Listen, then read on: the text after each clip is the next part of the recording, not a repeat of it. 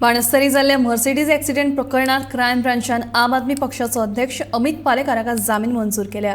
पालेकाराचो mobile पुलिशेच्या ताब्यात दिवचो तशेंच 5 सप्टेंबराक क्रायम ब्रांचान हाजेरी लावची ह्या अटींचेर अमित पालेकाराक फोंडा सत्र न्यायालयान जामीन दिल्या। बाणास्तारी जाल्ल्या मर्सिडीजाच्या भिरांकूळ एक्सिडंटात तिघांचो जीव गेल्लो। परेश सावर्डेकार टायट आशिल्ल्यान भर वेगान गाडी चलयल्ल्यान हो अपघात जाला अशें पुलिशेच्या तपासात स्पश्ट जाल्लें।